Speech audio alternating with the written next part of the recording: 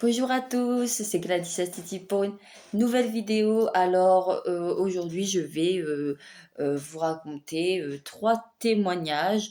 Ça sera basé sur le paranormal, bien évidemment. Donc les trois histoires que je vais vous raconter sont des histoires paranormales. Il y en a une qui se passe du coup par téléphone, ce qui est assez surprenant. Il y en a une deuxième qui, elle, se passe sur le dark web, et il y en a une troisième qui a aidé la personne en question à résoudre une injustice.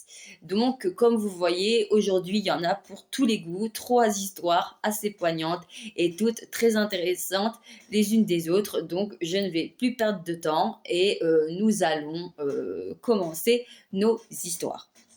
Donc, le premier témoignage, c'est le témoignage de Julia. Voilà. Julia nous explique que ça fait qu'elle est quelqu'un de très rationnel. Voilà. Elle, tout ce qui est paranormal, tout ça, elle y croit pas. Elle est très cartésienne, elle a beaucoup les pieds sur terre. Donc, elle n'est pas du genre à croire toutes les histoires de fantômes ou d'extraterrestres ou n'importe quoi. Donc voilà, elle nous dit que c'est quelqu'un de très rationnel, qu'elle n'est pas forcément à cheval sur toutes ces histoires. Attendez, je vais juste, voilà, juste, j'ai repositionné un poil la caméra. Donc, comme je vous dis, c'est quelqu'un de très rationnel, d'accord. Julia va nous dire qu'elle a ses petites habitudes. Elle travaille dans une association pour les personnes handicapées, et du coup, elle a pour habitude, pour aller à sa fondation, de prendre un bus qui l'amène directement à son lieu de travail, quoi. Et c'est pas un travail, comme elle nous dit, c'est un complément. Elle a un autre travail à côté, mais elle nous parle de ce passe-temps quelque part, et de ce complément parce que ça a un rapport avec l'histoire. Donc, elle nous dit que voilà, que ça fait plusieurs années qu'elle est dans cette association, que ça se passe très bien, qu'elle a ses habitudes, elle a un bus qu'elle prend tous les jours à la même heure.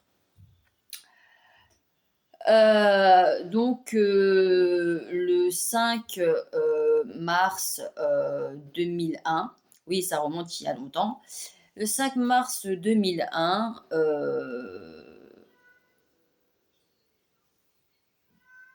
Julia reçoit un appel. Et déjà, il n'y a pas de, enfin, il n'y a pas de nom. C'est un numéro simple qui s'affiche. Elle va décrocher et elle va nous dire que quand elle a décroché ce jour-là, c'était compliqué parce que il y avait plein de grésillements, plein d'interférences. Elle comprenait pas trop la personne qui était au bout du fil. Et à un moment donné, elle va être choquée parce qu'elle va entendre une voix. Elle va pas entendre l'intégralité de ce que cette voix va dire, mais elle va comprendre une phrase. Et cette phrase, c'est euh, la prochaine fois que tu sors, ne prends pas le bus. Elle va essayer d'en savoir plus, elle va essayer de comprendre mieux, mais elle comprend pas parce que comme elle dit, il y a plein de grésillements, d'interférences, c'est très compliqué, c'est très compliqué et c'est à peine audible. Mais ce qui la marque particulièrement, c'est que cette voix qu'elle a entendue ressemblait tout portrait à la voix de sa mère. Et ce qui est plus troublant encore, c'est que quand l'appel est fini, elle va voir que sur le journal d'appel, ce n'est plus un simple numéro qui s'affiche. C'est le numéro avec écrit maman. Donc oui, je sais, là, vous comprenez pas. Je vais vous expliquer de suite. C'est pas possible que ça soit sa mère qui l'ait appelé, parce que à ce moment-là, sa mère, ça faisait 1 an qu'elle était décédée. Donc il était scientifiquement, logiquement, impossible que sa mère l'appelle. Mais sur son journal d'appel, elle a bien vu que c'était écrit maman. Et quand elle a tenté de rappeler, ça, le numéro a passé à ce numéro n'est pas attribué. Mais le premier appel qu'elle a eu, même si c'était compliqué à comprendre, elle a reconnu la voix de sa mère. Et elle va pas vraiment comprendre qu'est-ce que sa mère veut bien vouloir dire quand elle dit « la prochaine fois que tu sors, ne prends pas le bus ». Elle sait pas. Mais elle va décider de suivre ce que sa mère lui a dit. Ce qui fait que 3 jours plus tard, elle doit aller à la fondation. Et ce jour-là, elle va décider de ne pas prendre de bus. Elle va décider d'y aller à pied. Et le soir même, elle va apprendre, avec énormément de surprises, que le bus qu'elle prend tous les jours a eu un accident. Et qu'il y a eu 3 décès sur tous les passagers, plus le chauffeur. Il y a eu un grave accident. Et par la suite, elle saura qu'apparemment, ce jour-là, le conducteur était en manque de sommeil, il a piqué du nez au volant et il est rentré de plein fouet dans une voiture. Du coup, ça a tué. Il est mort, lui. Il a tué 3 passagers qui étaient dans son bus, plus l'automobiliste qui était dans la voiture d'en face. Donc, Julia va comprendre à ce moment-là que grâce à cet appel très étrange, elle a évité un accident. Et ce bus, elle le prenait tous les jours. Donc ce jour-là, si elle n'avait pas écouté ce que sa mère lui avait dit, si elle avait pris le bus, elle aurait été soit blessée, soit morte. Je suis désolée, c'est mon chat qui donne des coups de tête à la caméra qui fait qu'elle bouge. Donc voilà, assez flippant. Donc elle nous dira que qu'elle a été très touchée de voir que quelque part sa mère lui a sauvé la vie et que elle pensait pas ça possible et que ça a remis un peu en question ses croyances concernant les esprits, la vie après la mort, et que après cet appel étrange, elle est persuadée, elle est peut-être prête à se dire qu'il y a peut-être une vie après la mort et que sa mère, ce jour-là, l'a appelée pour justement la protéger de cet accident. Voilà. Donc voilà pour la première histoire. Là maintenant, on va entamer donc la deuxième histoire, sans attendre. Donc comme je vous ai dit, cette histoire se passe sur le dark web. Cette histoire, c'est Julien qui est un jeune homme qui est très intéressé par le dark web. Il en a beaucoup entendu parler à son lycée, ses copains aussi lui en parlent. Et un soir, avec un copain, ils vont décider de rentrer dans le dark web. Parce que comme lui, il nous le dit, il ne sait pas faire. Il ne sait pas faire, mais son copain, qu'on va appeler Marc, lui, il s'y connaît bien dans le dark web. Donc, il va montrer à Julien comment on fait pour aller sur le dark web. Ils vont aller sur le dark web et ils vont tomber sur un chat. Un chat un peu bizarre. De toute façon, tout ce qui est sur le dark web, en général, c'est bizarre. Il n'y a rien de très normal là-dedans. Donc voilà. Et du coup, le chat, c'est le nom du chat. Ça s'appelle Petit Monstre. Pourquoi Petit Monstre? Je peux pas vous dire. Donc voilà, il voit le truc, Petit Monstre. Il commence à parler sur ce chat. Et ils vont tomber sur un certain Merlin. C'est un pseudo, hein. Ils savent que c'est pas son vrai nom. De toute façon, sur le dark web, en général, tu vas pas donner ton vrai nom, tu vas donner des pseudos. Parce que le but, c'est quand même de préserver ton identité. Donc, du coup, cette personne qui se fait appeler Merlin parle avec Julien et Marc sur le chat.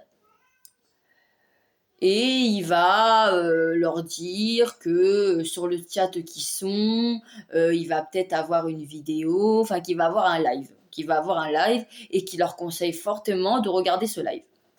Donc bah, Julien et Marc, ils attendent. Et en effet, à un moment donné, il y a un petit compte à rebours qui s'affiche, qui dit que dans quelques minutes, un live va démarrer.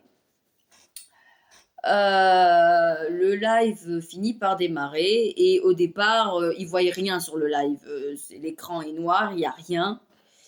Et d'un seul coup, ils voient une lumière qui s'allume et ils voient un mec débarquer avec, avec la cagoule sur la tête. Donc le mec, il voit que les yeux, quoi, hein. Il est habillé tout en noir, il a des gants, enfin il est chelou, quoi. Et il dit bienvenue à tous dans ce live. Aujourd'hui, vous allez avoir votre dose d'horreur.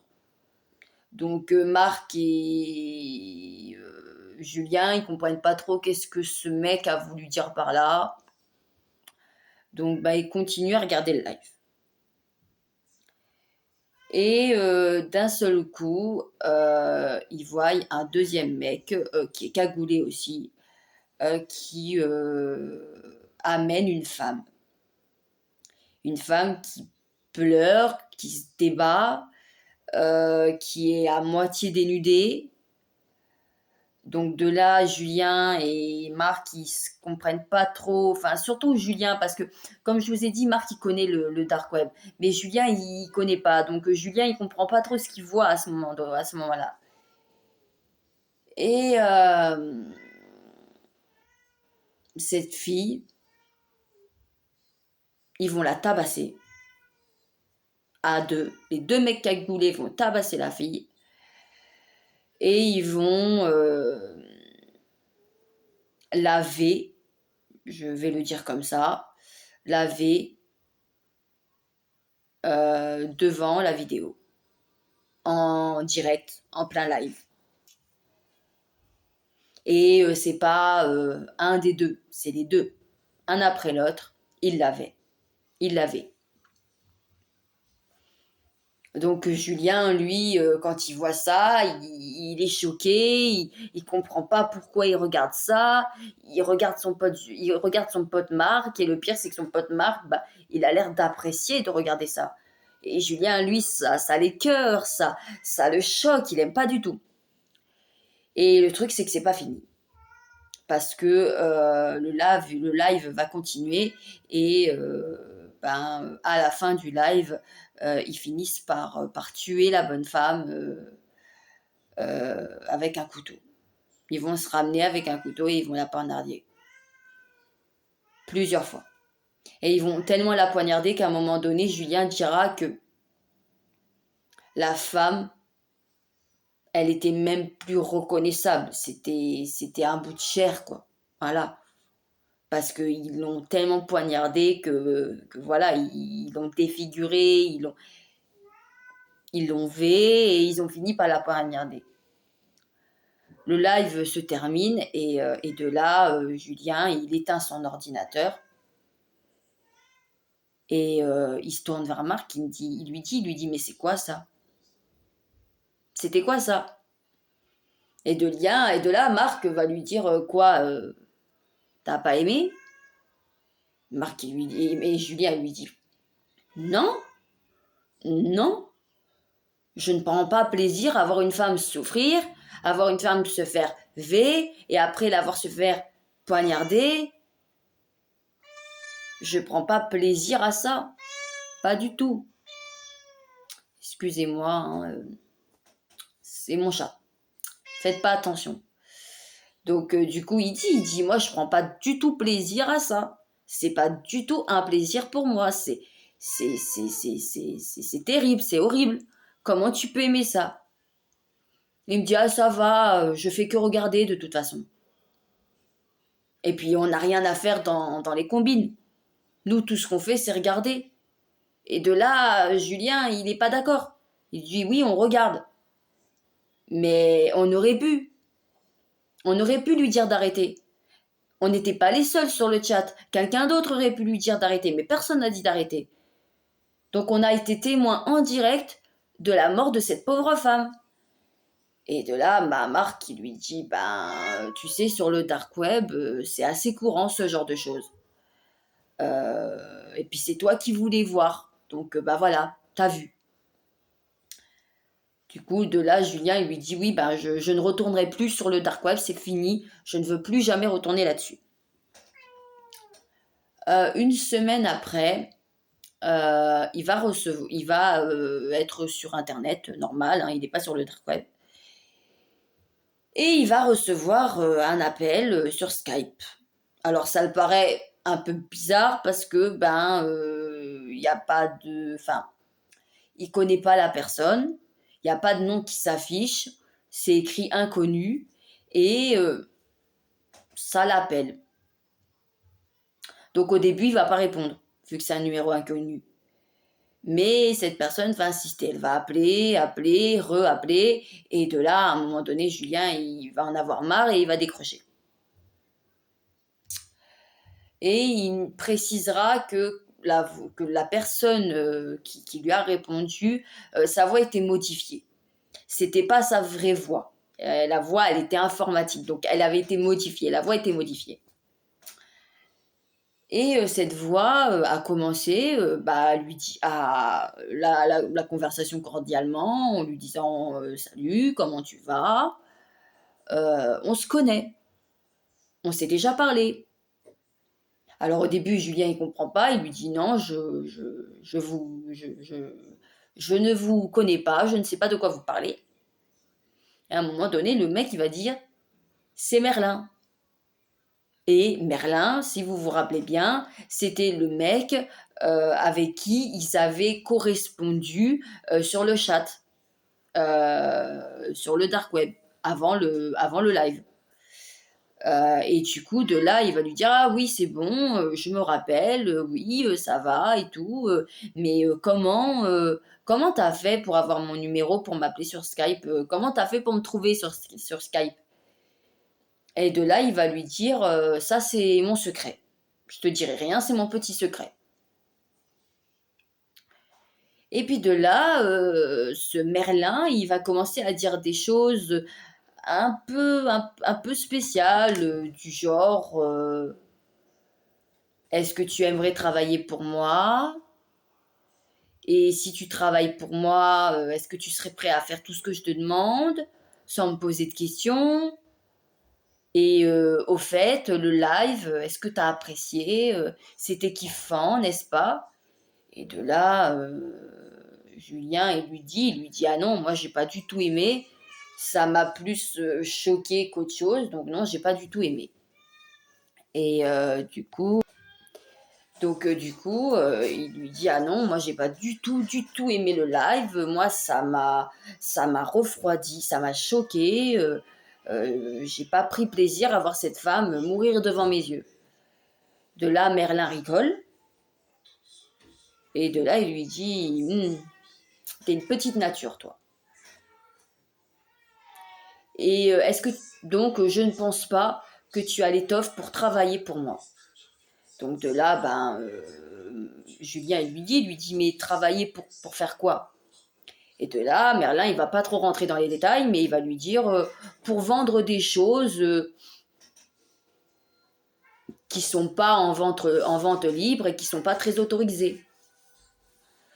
Donc de la drogue. Julien va lui dire que ce genre de travail, ça ne l'intéresse pas et qu'il veut pas de problème. Qu'il veut pas avoir de problème avec la police ou quoi que ce soit. Et de là, Merlin lui dit que c'est pas avec la police qu'il risque d'avoir des problèmes. Donc de là, Julien, il commence à pas trop comprendre où veut en venir Merlin, en fait. Et il va lui dire, mais de quoi tu me parles? Enfin, voilà, il comprend pas. Et de là, il lui dit, tu verras. Mais bon, vu que tu peux pas travailler pour moi, il va falloir que je te retrouve et que je te descende. Alors de là, Julien, il est figé. Il nous dit qu'il est bloqué devant son ordi, qu'il sait plus quoi dire, qu'il sait pas quoi répondre. Il est choqué. Et après, avec une voix tremblante, il lui dit: mais pourquoi? Et de Léa, il lui dit: bah parce que maintenant tu sais que je suis un trafiquant.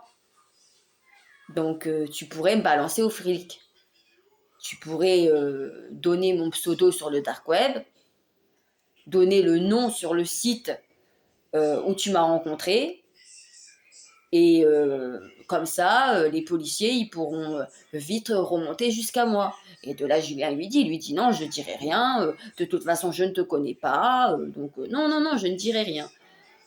Mais Merlin, ça n'a pas l'air de changer quoi que ce soit à sa décision.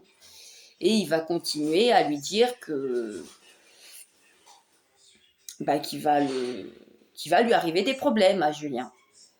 Et de là Julien a décidé de raccrocher, d'éteindre son ordinateur, de débrancher son ordinateur et de se racheter un autre ordinateur quelques semaines plus tard, parce qu'il nous dira que il avait compris que cette personne ne rigolait vraiment pas et que il avait certainement dû retrouver son adresse IP, et c'était grâce à son adresse IP qu'il avait pu le contacter sur Skype.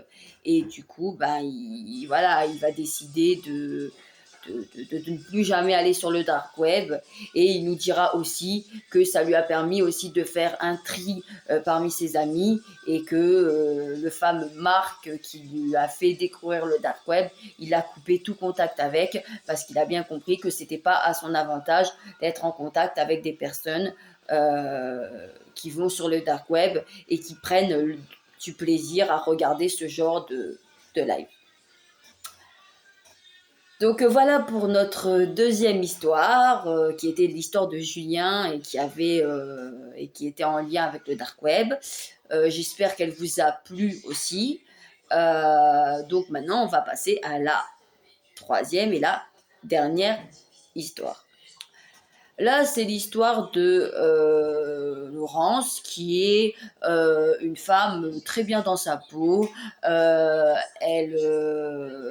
Elle cherche un nouvel appartement parce qu'elle a changé de travail. Et du coup, avec son ancien appartement, c'est un peu compliqué. Donc du coup, elle a décidé de changer d'appartement pour être un peu plus proche de son travail. Et elle va le trouver, cet appartement. Et elle va même étonner parce qu'elle va le visiter. Elle va nous dire qu'il est grand, spacieux, lumineux, et qu'elle pense, quand elle le visite, que le loyer doit être hors de prix et qu'elle ne pourra jamais se le payer. Et étrangement, elle va nous dire que elle a été très surprise par le prix, et que le prix est très abordable. Limite, elle trouve que pour l'appartement que c'est vraiment pas cher, quoi. Mais bon, elle va sauter sur l'occasion, elle a vraiment aimé cet appartement, donc elle va sauter sur l'occasion, et elle va finir une semaine plus tard par signer le bail et avoir les clés. Elle va emménager et elle va nous dire que un mois à peu près après son emménagement, elle va commencer à se sentir un peu bizarre. Ça veut dire qu'elle a cette sensation d'être observée. Quand elle marche dans son appart, elle a toujours quelqu'un derrière elle. Et que des fois, elle a un mal-être, elle n'est pas bien, elle est triste, elle va remarquer que c'est souvent quand elle est dans son appartement, qu'en général, quand elle sort faire un tour, elle se sent mieux. Quand elle est chez ses amis, elle se sent bien. Mais quand elle est chez elle, elle ne sait pas ce qui se passe. Elle est souvent pas bien, triste. Et du coup, un soir, elle est en train de ranger, elle est en train de faire du rangement. Et dans le couloir, elle va voir une sorte de brume qui va passer, mais vraiment très rapidement, une brume, de la fumée. Pourtant, elle nous précisera qu'elle ne fume pas, qu'elle n'a pas mis d'encens, qu'il n'y a rien qui peut expliquer qui est cette fumée qui s'est déplacée dans le couloir et qui est allée dans le salon. Elle a suivi cette chose et elle dira que dans le salon, ça s'est évaporé et qu'il n'y avait plus rien. Elle va nous dire que ça l'a un peu interpellée, qu'elle n'a pas trop compris, et elle va se dire que c'est peut-être parce qu'elle est fatiguée, que les dernières nuits, elle n'avait pas très bien dormi, vu que ça fait que un mois qu'elle est dans l'appartement. Donc du coup, elle se dit qu'elle a peut-être rêvé, que c'était rien, quoi. Donc du coup, elle en fait pas cas, et elle continue sa vie. Et quelques jours plus tard, elle est en train de dormir et elle nous dit que elle va être réveillée par une voix à son oreille, une voix qui lui dit aidez-moi.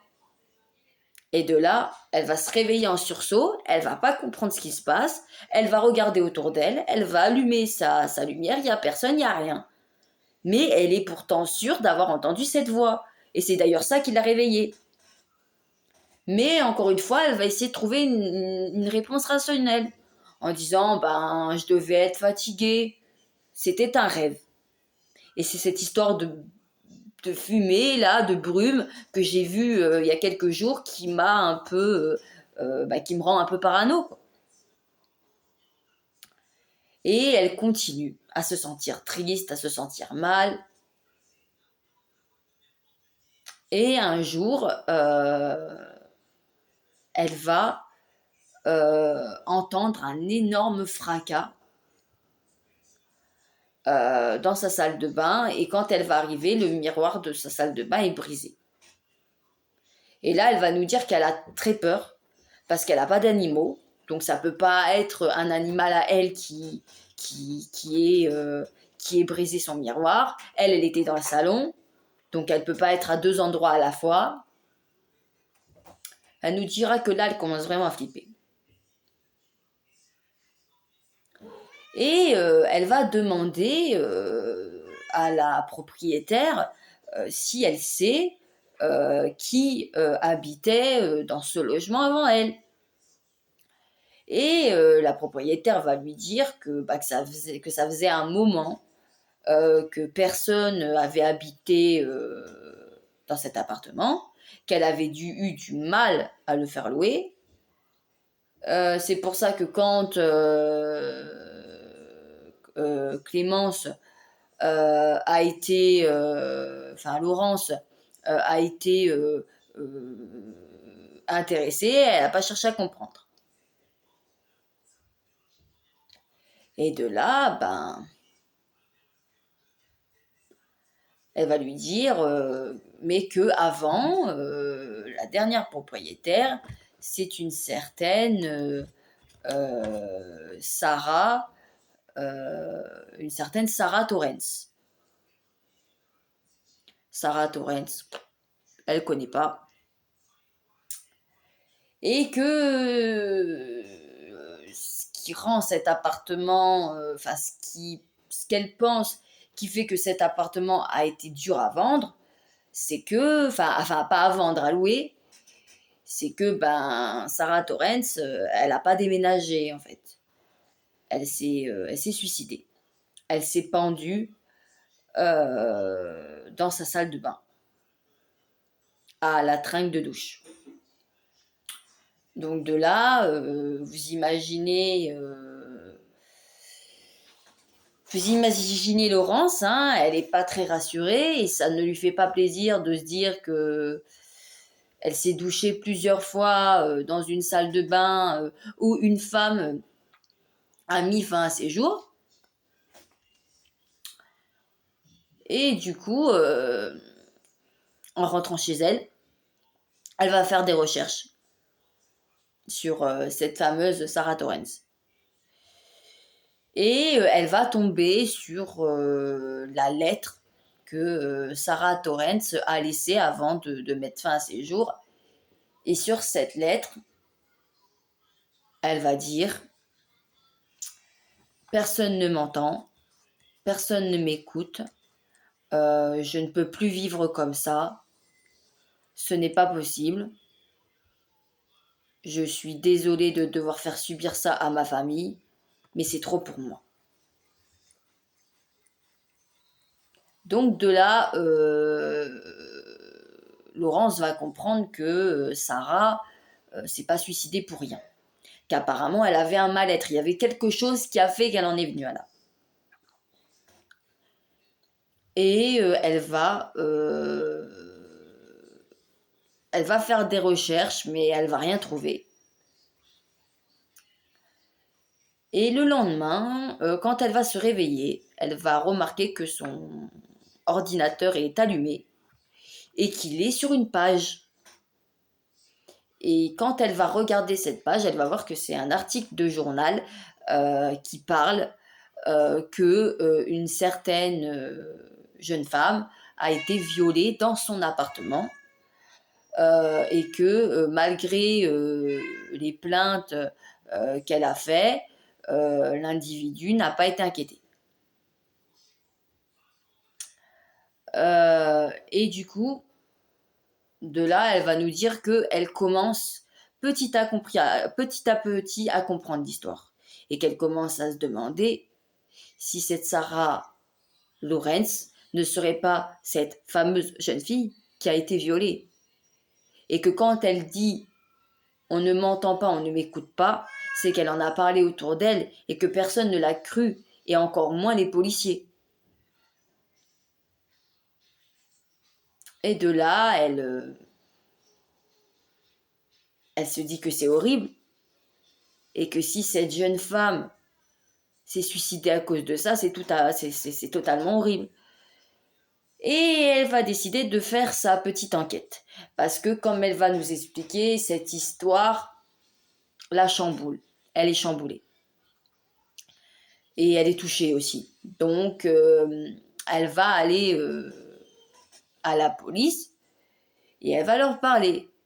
Elle va leur dire, est-ce que vous vous souvenez d'une certaine Sarah Lawrence qui serait venue ici pour vous faire une déclaration comme quoi elle s'est fait violer? De là, les policiers vont lui dire qu'ils ne s'en souviennent pas. Et que de toute manière, même s'ils s'en souvenaient, c'est des informations confidentielles qu'ils n'ont pas le droit de les divulguer à Sarah. Enfin, à Laurence. Et Laurence va leur dire, oh, c'est pas grave. Je demanderai aux journalistes. Eux, à mon avis, ils me donneront une réponse. Et de là, y a un des policiers qui va la prendre à l'écart et qui va lui dire, écoutez, madame, nous, on veut pas de problème. On ne veut pas que cette histoire soit encore reliée dans les médias. Ça nous a assez fait de tort comme ça. oui, il y a bien une jeune femme qui est venue ici, qui s'appelait Laura Torrens, qui a déclaré être victime de viol, mais vu qu'elle n'avait pas de preuves, on n'a pas pu intercepter son soi-disant bourreau. Et de là, Laurence va lui dire,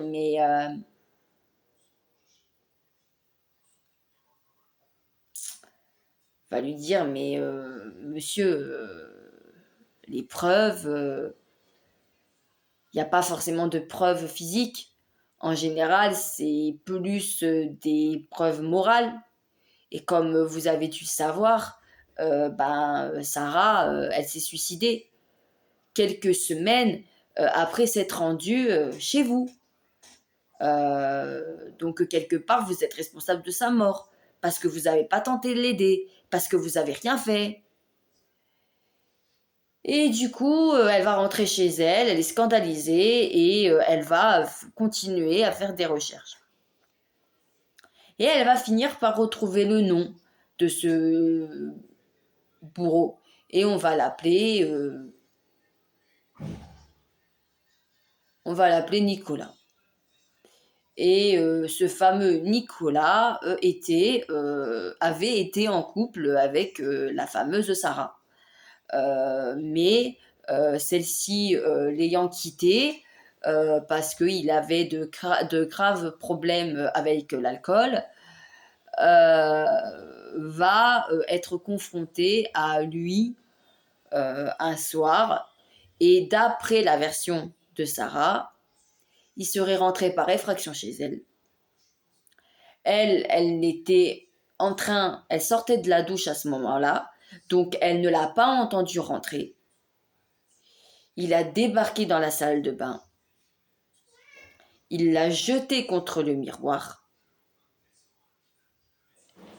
et il va lui sauter dessus. Et vous savez ce qu'il va faire par la suite. Ensuite, il va la laisser comme ça et il va partir. Et Sarah a essayé de faire entendre sa voix.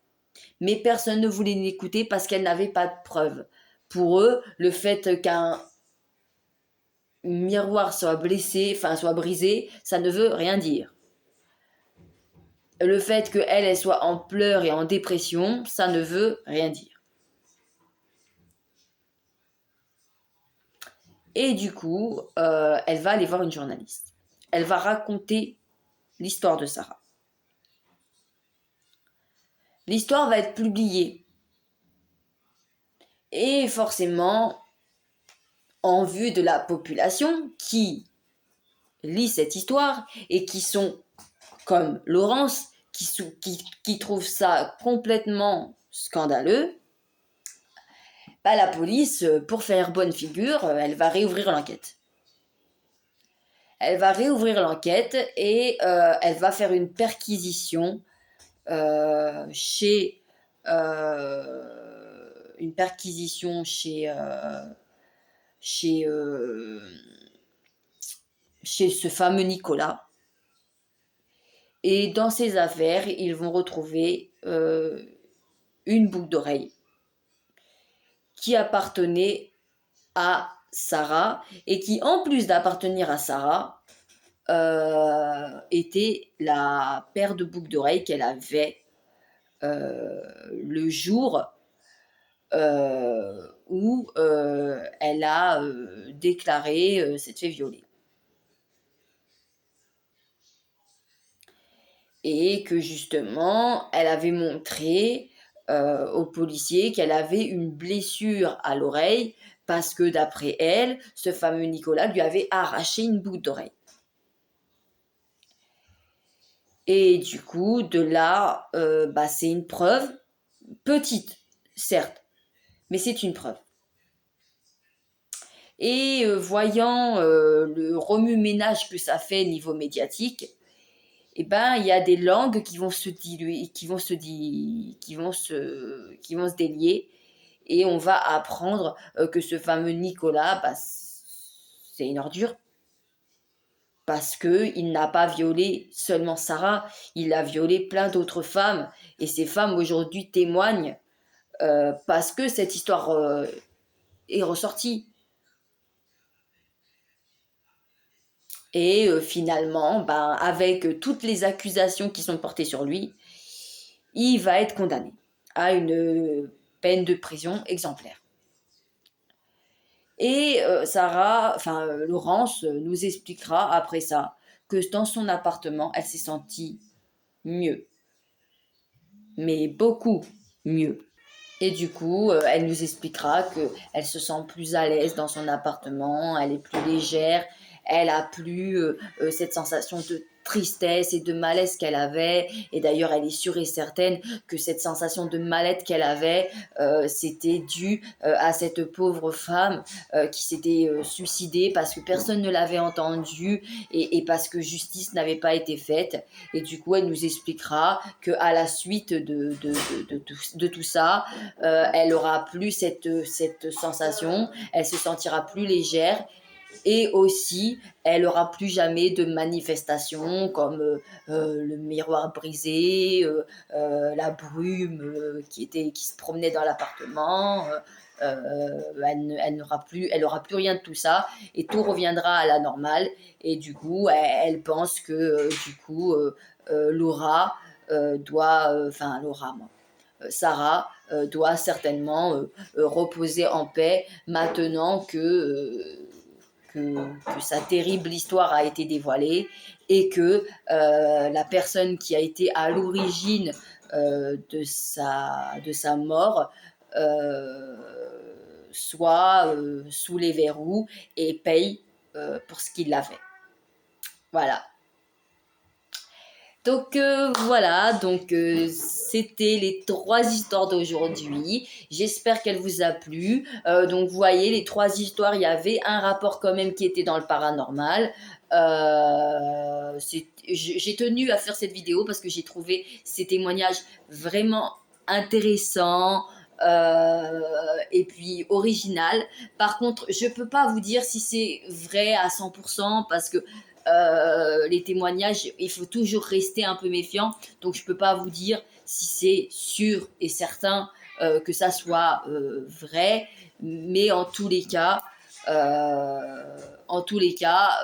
c'est des histoires vraiment très intéressantes et que j'ai aimé vous les raconter. Et j'espère que à vous qui les avez écoutées, elles vous ont plu aussi. Et bien sûr, je vous dis à très bientôt pour une prochaine vidéo. Au revoir.